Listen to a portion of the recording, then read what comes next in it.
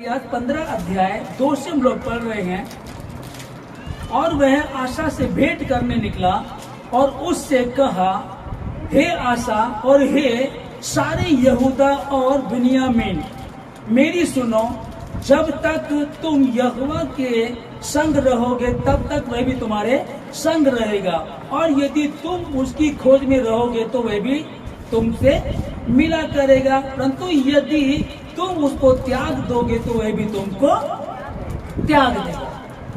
अब परमेश्वर से हमको ये बातें चाहिए, इसीलिए यीशु मसीह कहता है जागते रहो, प्रार्थना करते रहो, तुम परीक्षा में ना पड़ जाओ, तो निरंतर उसके साथ संगति करें। और यहोशू इसके विषय में इसीलिए लिखता है, कहता है कि व्यवस्था की ये पुस्तक तेरे चित्त से कभी उतरने ना पाए। परमेश्वर के निकट आओ तो वह भी तुम्हारे निकट आएगा। जब हम परमेश्वर के निकट जाएंगे तो परमेश्वर हमारे निकट आएगा, और इस तरीके से हम उससे वो प्लान, वो योजनाएं, जो कल्पनाएं मैंने तेरे विषय की, वो हानि की नहीं परंतु लाभ ही की है। मैं तुम्हें उत्तम पदार्थों से संतुष्ट करूंगा। मैंने तुमको पूछ नहीं परंतु सर ठहराया है। तू बहुतेरी जातियों को ऋण उधार देगा परंतु स्वयं ना लेगा।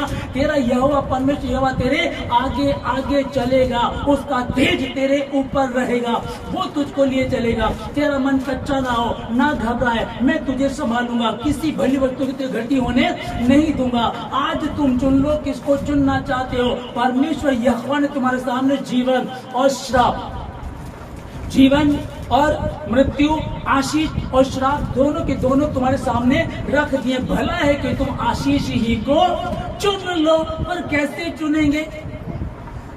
कई बार जब लोगों से बात होती है, दिक्कतें चल रही है, परेशानी है, बहुत लंबे समय तक प्रभु में होने के बाद भी उनके जीवन में वो बातें नहीं होती है। कारण उसका क्या? कारण ये है जो यहाँ लिखा हुआ है, क्योंकि निकटता में नहीं है, वचन को नहीं पढ़ रहे हैं, प्रार्थना नहीं कर रहे हैं, और शैतान चाहेगा वो तुमको थका दे। आप खेत में 12 घंटे काम कर सकते हैं, पर 1 घंटा बाइबल पढ़ना, प्रार्थना करना कठिन है। एक मजदूर सुबह से शाम तक दूसरे का गुलाम बना रहता है, बेचारे की मजबूरी है। 500 रुपए मिलेंगे और वो खूब ठंड में, गर्मी में, पानी में, धूप में घुसा रहेगा, शाम तक वो काम करता रहता। ये आसान है, लेकिन जो उसने कहा है परमेश्वर ने, वो कठिन है। उसके धर्मराज की खोज करो तो ये वस्तुएं तुम्हारे पीछे आएंगी, वो तुमको ढूंढ लेंगी। उसी के धर्मराज की खोज करो। यूसुफ के विषय में पढ़ते हैं कि उसी के धर्मराज की खोज में लगा हुआ था। वो जानता था मैं अब्राहम, इसहाक और याकूब का परमेश्वर हूँ, वही मेरा परमेश्वर है। वो कह सकता था कि मेरे भाई तो वो अब्राहम, इसहाक, याकूब का परमेश्वर, लेकिन मैं तो सबसे छोटा भाई हूँ, मेरे तो और भाई हैं, उन्होंने मेरे पे तरस नहीं खाया, मुझे बेच दिया, खड्डे में डाल दिया। वो शुक्रगुजारी करता रहा, धन्यवाद करता रहा, बस निकट बना रहा। जब निकटता आई, वह विचार की एक सुंदर औरत, एक अमीर औरत उससे कह रही है आ मेरे पास आ, और वो डिप्रेशन में था, वो जा सकता था। एक पुरुष अच्छा मिल जाए और तो वो कितनी बहक जाती है। आज हम देख रहे हैं सोशल मीडिया की द्वारा बहुत गंद फैला हुआ है ना, एकदम आदमी भटक जाता, बहक जाता है, और शैतान इसके द्वारा बहुत भयंकर रीति से काम कर रहा है। अब उसके पास ऑप्शन था, लेकिन उसकी निकटता किसके पास थी कि यहोवा की दृष्टि निरंतर, यहोवा की दृष्टि निरंतर धर्मी और धर्मी पर लगी रहती है। उसको अपनी क्वालिटी पता था, उसको इस बात का पता था कि हनोक उठा लिया गया। हालेलुया। हनोक परमेश्वर के साथ साथ चलता था, उठा लिया गया। यूसुफ परमेश्वर के साथ साथ चलता था। 13 साल की लंबी कड़ी मुसीबतें, मुश्किलें, कठिन समय था उसका, लेकिन वो शुक्रगुजारी करता रहा और इस बात को पूरा करता रहा। यदि 2 व्यक्ति एक मन के ना हो तो वो साथ नहीं चल सकते। ये एक मन का था। प्रभु क्या चाहता है? प्रभु चाहता अब्राहम मैं तुझे आशीष दूंगा और तेरी नस्ल को भी आशीष दूंगा। जो तुझे आशीष देंगे उसे मैं आशीष दूंगा, और जो तुझे श्राप देंगे उनको मैं श्राप दूंगा। 13 साल तक यूसुफ भागता चला गया, तो गड़बड़ी से भागता चला गया और खुदा के निकट रहा। और एक समय आया, मात्र 9 साल में, आप कितने साल आप लोगों को प्रभु में हो गए, आप चेक कर लीजिएगा अपने आप को, वो खुदा आपको बढ़ा देगा। हालेलुया।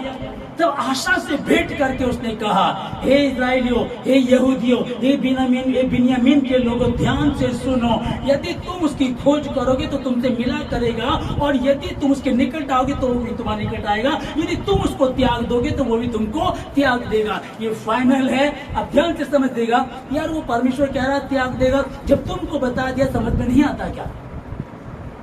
एक सरकारी नौकरी है और आप लंबे समय तक विदाउट एप्लीकेशन छुट्टी करते हो तो आपके ऊपर केस हो जाता है, कई बार आपको जेल हो जाती है, कई बार आपको नौकरी बचाना मुश्किल हो जाता है, लापरवाही करते हैं। तो छोटी सी नौकरी के लिए जो प्रोसेस है, जो सिद्धांत है, उसको मान करके चलते हैं। और यहाँ परमेश्वर का वचन स्पष्ट कर रहा है और उसने साबित किया, मैं यहोवा हूँ, मैं तुम्हारे निकट चलूंगा, यही मेरा नाम है, मेरी उपस्थिति में चलो। और सिद्ध यही लिख रहा है ना, इसी बात को जो हम पढ़ रहे हैं, परमेश्वर के निकट आओ तो वह भी तुम्हारे निकट आएगा। इस वचन को हमने पढ़ा और वह परमेश्वर ने अब्राहम से बातें की और अब्राहम को कहा, अब्राहम मैं तुझे आशीष दूंगा। उसकी पत्नी भी बांझ, उसकी बच्चा ही नहीं हो रहा, दोनों के परेशान। लिखा कि जब अब्राहम 99 वर्ष का हो गया तो पेड़ के नीचे बैठा हुआ था।